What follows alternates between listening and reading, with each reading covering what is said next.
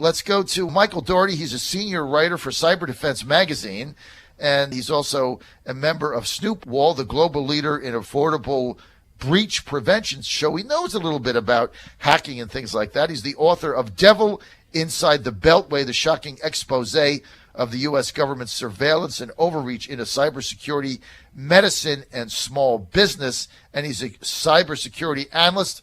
Michael Daugherty, good to have you back. Happy New Year and Merry Christmas. How are you doing? Good to talk to you, sir. Good, Mike. It's always good to have you on. We got a lot to talk about. The first thing is this 35-page dossier that comes out on Trump that somebody said the intel community leaked. BuzzFeed puts it up. I mean, I thought it belonged in the National Enquirer. Trump immediately saying it's a bunch of nonsense. It's immediately disproven because it says that his lawyer, Michael Cohen, went to the Czech Republic to make some deal in secret. You check his passport, he didn't go. Then it was saying that Trump engaged in all this stuff. The guy's a germaphobe, okay? He doesn't like shaking hands with people. I mean, that's his phobia. And now Clapper comes out and says, well, it's not really from us. What's the deal here?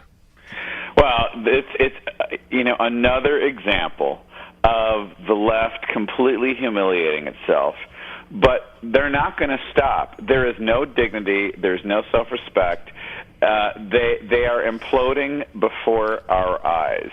We've seen this since the election, this infantile temper tantrum. And when they don't get attention what they want, they scream louder and louder and louder. But instead, they just move on to something else. Now, we've got BuzzFeed. They won't stop throwing stuff. And they don't seem to understand that they're losing their credibility immediately. They just keep on going. This is exactly why Trump won. If they want to try to throw this stuff without doing any research, there's an entire population of the world, actually, let alone the American population, watching this. Some of them probably chuckling. I'm sure they're laughing in Russia. And it's embarrassing, but it's also really, it's exhausting. It's really exhausting to watch these people overreact and be willing to completely sacrifice. This is the part that's not surprising now. Completely sacrifice their journalistic ethics. So, it's not working anymore. You know what, Michael, I think you hit the nail on the head. I mean, these people are imploding before your eyes. They don't even care about their credibility factor. Even if they had any, it's now gone. The whole thing is ridiculous.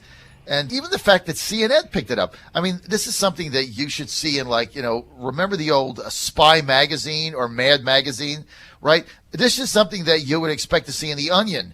And it's getting picked up like it's a real news story. Talk about fake news. Well, it's just ridiculous. I mean, I think, unfortunately, I live in Atlanta, but CNN has turned into a news organization that's more fitting of a local community college. But they're also indicative of what is the true priority of the news these days. It's either to spin their own agenda, but also just to drive eyeballs. And driving eyeballs is nothing. All you need is roadkill. Right. All you need is the short, quick thrill.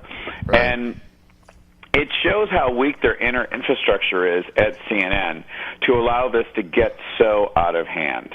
Right. And again, it's you're just watching the whole house on fire. I just don't know how long it's going to burn or what's going to happen.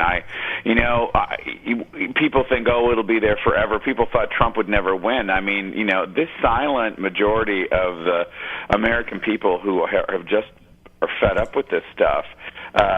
This is just, it's validating to watch it. It's exhausting. They have to put up with it. And, I hope they don't keep taking up so much of our bandwidth when Trump becomes president to try to repair what's gone on the past 8 years. I don't think they're going to be able to do that. But, look, at the end of the day, people are going to stop watching him except for, those that want to engage in the nonsense that CNN puts out there. Hey, Michael, just quick aside, you said you live in Atlanta. Where? Well, I live near Chastain Park in Buckhead. Okay, I spent, 20 years of my life in Roswell. So, Now the small, sleepy, bustling town of Roswell. I know, it was amazing. When I first went there, it was like us and a horse, and now it's turned into a metropolis, no doubt. Let's get to this whole Russian hacking thing. Look, Mike, the neocons going out of their mind. The intel community, they hate Trump because, like he said the other day, look, I don't really trust their stuff. Same people that said we had WMDs perpetrated this war, same people that had bad intel in Libya, same people that were getting us involved in Syria. So he says, I'm going to take whatever these people say with a grain of salt. They go bananas. What happens? Well, I mean, this is another one of those big picture things. You have to step back and go, look, what's going on here? What's going on is people will just use anything for their own personal agenda, and they'll scream fire no matter what. And then eventually, we've been listening to this type of behavior for a long time. Right. And when it comes to Russian hacking, this has been going on for years. I mean, these superpowers, they hack. It's called espionage. That's not a new word. And using it as a cyber word isn't new either. It's just that the press and the left have just started screaming about it, again, for the wrong reason. Right. What happened? Where was everyone about the OPM hack? Where was the massive media coverage about that? And where was Obama during that time? So, that was when we had a culture of cover up anything we do wrong so we don't get blamed, even if it's at the country's expense. This is nothing. This is a political excuse no matter what. They're going to scream it and yell it and keep going on until we take it seriously and forget the original part of this was just to cover up the lies of everyone running on the left and or helping them, like down in Brazil, and so it's important. And then they, because it's just a game, there is no foundation, so they'll say anything. So now we're into the half truths, which is should or shouldn't we speak to Putin? Come on. So it's hard to watch us actually take what is considered to be a red herring in my mind, and then actually have to chew it seriously. I don't even want to fall into their game, but of course our relationship with Russia is critical. And of course, we'll just have to wait. We're going to have to watch Trump handle Putin like he handled that CNN reporter, and then they'll shut up on that one. Well, look, I think so, and also this whole thing about Russian hacking. I mean, nobody's seen the evidence. They simply put out a document that says we have a high confidence. The same document they put out saying there was WMDs and I guess Saddam Hussein at all this arsenal. We went in there. We find out the guy didn't have a pot to piss in, basically. Look, Julian Assange comes out the other day. I think he did some kind of an interview on Periscope or something, and he said this multiple times. So has an ambassador from the United Kingdom. I think his name is Michael Floyd, if I'm not mistaken. But he says, look, I didn't get this info from Russia. I got it from an insider at the DNC. I keep telling you where I got the info, and you keep telling me it came from somewhere else. Whatever. I'm telling you where I got it. But everybody blows that off. Why? Because they'll say anything. They have no credibility, and it doesn't fit in their agenda. What you're watching is group think. Just group think. And it is just, it's a terrifying, I mean, Walter Cronkite, who was no conservative, by the way, it must be rolling in his grave. I mean, there's just a complete torching of journalistic ethics, and it's in the journalistic culture. Who is teaching ethics classes in this industry? It's amazing. They just don't care. And the reason I think they don't care is because I observe the fact that when they get caught, they don't change their behavior. They just move over to the next thing.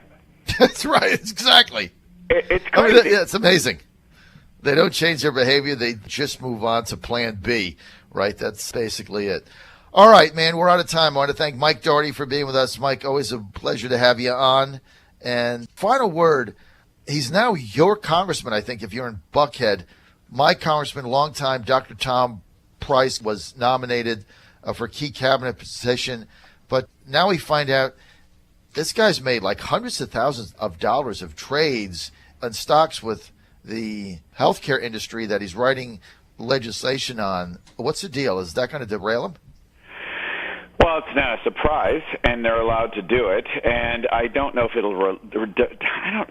it'll derail Tom. I've known Tom a long time, actually. I used to work. I worked in medicine. I worked in the same hospital as he did before he was in politics. Look. They're gonna. this is another sideshow. It's not illegal. People might not like it, but let's not take our eye off the ball. He understands medicine. He's inside the world. There's very few people that know medicine and politics. He's the man for the job. And, we'll just have to get around the facts of that. And I don't think that should derail him. Let's focus on skill and ability, and he's got it. Yeah, but look, Mike, I know him too. He was my orthopedic doctor. I knew him in the State House. I covered him. We backed him when he took over Newt Gingrich's seat, and he's been a friend of mine and a friend of the show. But the concern that people have is these people go to Washington, and they serve 5, 8, 6, 10 terms. They come out, they're multi-millionaires, and they make $180,000. And you say, well, how does this work? And so, look, I wish he hadn't done that because I don't think he needs to. I mean, they're family of means. Okay, final question. If he gets in, is his wife, Betty Price, who is a State House member, is she then going to run for his congressional seat? That's exactly what everyone's wondering. And